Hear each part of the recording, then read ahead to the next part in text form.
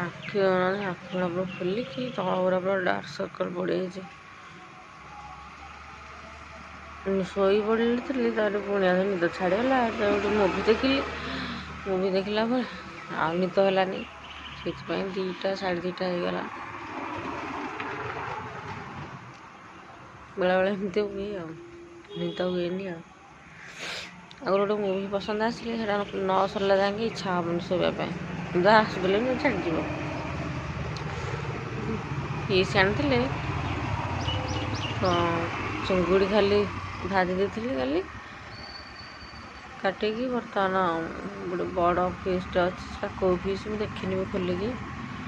ସେଇଟା ଯାଉଛି କାଟିବି, ଗୋଟା ପିସ୍ଟା ପୁଣି କାଟିବି।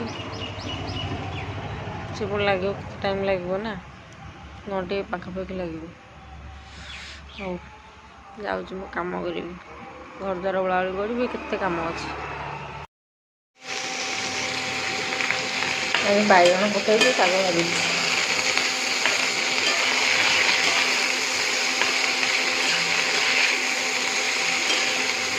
ବାଇଗଣ, ପିଆଜ, କଞ୍ଚା ଲଙ୍କା, ରସୁଣ ପକେଇନି।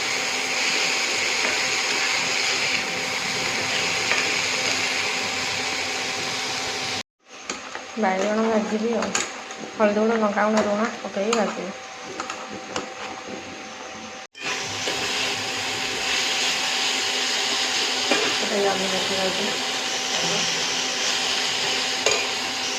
ଗୋଟେ ଭଣ୍ଡା ପାଚି ଯାଇଥିଲା ତ, ମୁଁ ତାକୁ କାଟିକି ରଖିଛି ଆଉ, ଖାଇଦେବା ଆଉ।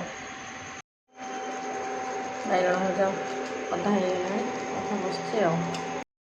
ଚାଲ ପକାଇବା ଖାଇବା।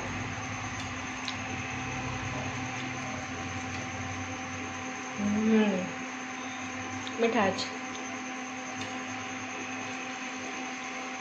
ହେଇଗଲା ବାଇଗଣ ଭଜା। ଏଥିରେ ନା ମୁଁ ଟିକେ ରସୁଣ ଛେଚିକି ପକାଇଛି ପଛରେ ମାନେ ଫାଷ୍ଟ ମୁଁ ଦେଖିନଥିଲି, କିନ୍ତୁ ପରେ ଭାବିଲି ଟିକେ ରସୁଣ ପକାଇଦେବା ଆଉ, ପକାଇଲେ ଟିକେ ୟମି ଲାଗିବ ଆଉ। ଏଥିରେ କଞ୍ଚା ଲଙ୍କା ବି ପକାଇଲା ହେବ, କିନ୍ତୁ ମୋ ପୁଅ ଖାଇବ ସେଥିପାଇଁ ମୁଁ କଞ୍ଚା ଲଙ୍କା ପକାଇନି ଛେଚିକି। ଏଇଟା ଏତେ ବଡ଼ ପିସ୍ ହେଇଛି, ତାକୁ ଫ୍ରିଜରେ ରଖାହେଇଥିଲା ନା ଗୋଟେ ଦିନ ପୂର୍ବରୁ, ତ ସେଥିପାଇଁ ଏତେ ଟାଣ ହେଇଯାଇଛି ଯେ କହିବା କଥା ନାହିଁ। ପୁରା ବରଫ ହେଇଯାଇଛି, ତା ଜରି ବି ଖୋଲୁଛି ଭିଡ଼ୁଛି ବାହାରୁନି, ତା ଲାଞ୍ଜଟା ବରଫ ଜମିକି ଅଛି। ଏତେ ବରଫ ହାତ ପୁରା ମାନେ କୋଲାପ୍ସ ହେଇଯାଉଛି, ବିନ୍ଧୁଛି ପୁରା ହାତ। 2-3ଟାରେ ଜରି ଭିତରେ ରଖିଥିଲି, ତା ଭିତରେ ପୁଣି ବରଫ ଦିଆହେଇଥିଲା। ସେ ବରଫ ବାହାରକୁ ବି ହେଉନି, କିଛି ଜରି ବି ଖୋଲୁନି, ହାତ ପୁରା କୋଲାପ୍ସ ହେଇଯାଉଛି, କହିବା କଥା ନାହିଁ। ସକାଳକୁ ଇଚ୍ଛା ବି ହେଉନି କାମ କରିବା ପାଇଁ, ଇଆଡ଼େ ପୁଣି ମାଛଟା ଯେ ବାହାରୁନି ବିଲକୁଲ। ତାକୁ ପାଣିରେ ବି ପକେଇଲି, ତଥାପି ବି ସେ ବାହାରୁନି। ମାନେ କେତେ ଟାଇମ୍ ନେଉଛି ଦେଖୁନାହାନ୍ତି। ସେଟା ଗୋଟେ ଜରି ବାହାରିଲା, ଏବେ ତଥାପି ଆହୁରି ଗୋଟେ ଜରି ବାହାରିନି, ବରଫ କେମିତି ଜମିକି ଅଛି। ପୁରା ଫ୍ରିଜର ଭିତରେ ଥିଲା ନା, ସେଥିପାଇଁ ସେ ପୁରା ଫୁଲ୍ ପୁରା ମାଛକୁ ଲାଗିକି ଅଛି ପୁରା ଆଉ। ଏତେ ପୁଣି ବଡ଼ ମାଛଟା, ଏଇଟା ଏତେ ବଡ଼, ମାନେ କେତେ ବଡ଼ ମାଛ ଆଗକୁ ଦେଖିଲେ ଆପଣ ଜାଣିପାରିବେ ଏଇଟା କେତେ ବଡ଼ ମାଛ ହେଇଛି। ଜରି ବାହାର କରି କଣ୍ଟା ବି ବାହାରିଲା ଗଲାବେଳେ ଗାଲିରେ ଯେଉଁ ତାର କଣ୍ଟା ଥାଏ, ସେଗୁଡ଼ାକ ମୋର ହାତରେ 2-3ଟା ଗଳିଗଲା, ରକ୍ତ ବାହାରି ପଡ଼ିଲା, ବିନ୍ଧା ଯେ ବିନ୍ଧା କହିବା କଥା ନାହିଁ। କେତେ ବଡ଼ ପିସ୍ ଦେଉନାହାନ୍ତି, ତଥାପି ନୋଚା ହେଇକି ଅଛି। ଯେତେବେଳେ ସିଧା ହେବ ସେତେବେଳେ ଦେଖିବେ। ଏବେ ନୋଚା ହେଇକି ଅଛି, ସିଧା ହେଲା ପରେ ଜାଣିକି କେତେ ବଡ଼ ପିସ୍ ଏଇଟା। ପୁରା 2.5 କିଲୋ ପାଖାପାଖି ହେବ ଏଇ ପିସ୍ଟା। ଏତେ ବଡ଼ ପିସ୍ ବୋଧେ ମୁଁ କେବେ ମାନେ ପାଖରୁ ଦେଖିଛି, ବଡ଼ ଏବେ ହାତରେ ପାଉନି। କୋଉଠି ଲୁଚିଛି ସିଏ? ଶିବାଂଶ,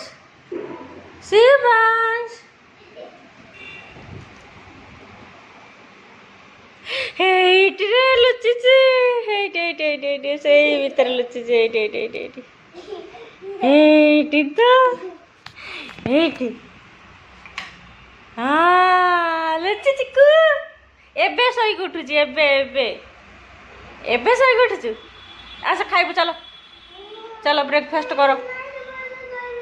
ହଁ ଆସ। ଗୋଟେ ଘଣ୍ଟା ପୁରା ଲାଗିଲାଣି ଆକୁ ସିଧା ହେବା ପାଇଁ, ତଥାପି ପୁରା ସିଧା ହେଇନି, ଆଉ ଟିକେ ଅଛି। ଟିକେ ସିନା ନରମ ହେଲେ ସିନା ଆକୁ କାଟିବି, ପୁରା ଟାଣ ହେଇକି ଅଛି, ସିଝରରେ ଥିଲା ନା।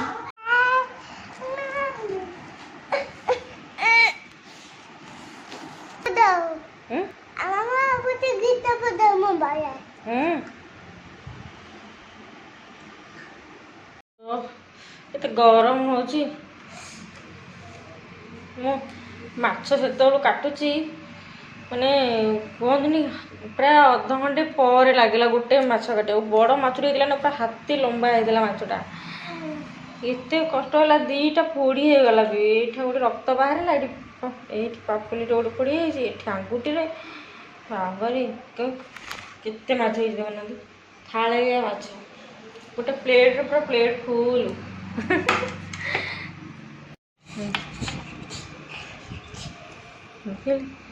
କେତେ ବଡ଼ ବଡ଼ ପିସ୍ ହେଇଛି ନା, ମୁଁ ଠିକ୍ ସେ ସାଇଜ୍ରେ କାଟି ଯାଉନି। ବଡ଼ ମାଛଟାକୁ କେମିତି କାଟିବ?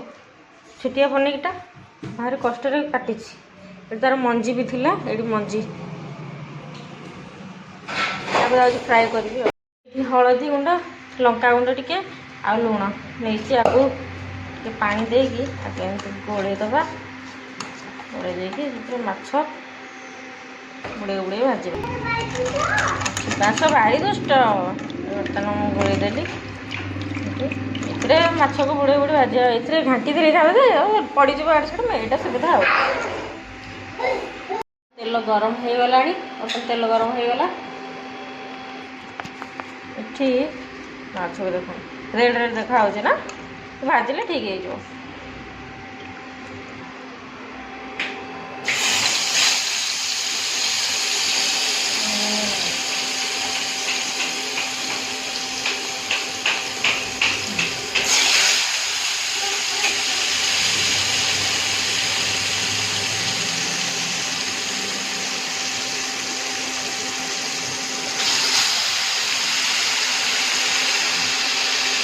ଦେଖିଲେ କେତେ ୟମି ଦେଖାଯାଉଛି। ୟମି। ମାଛ ଭଜା ସରିଲା, ଭାତ ଖାଉଛି। ଭାତ, ଲୁଣ, ସରି ଲଙ୍କା ଖାଲି ରଖିଛି।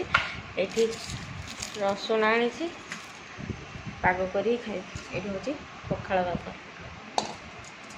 ପଖାଳ ଭାତ, ମାଛ ଭଜା, ରସୁଣ କଞ୍ଚା ଲଙ୍କା। ୟମି। ଖାଇଦିଏ, ଭୋକ ଲାଗିଲାଣି।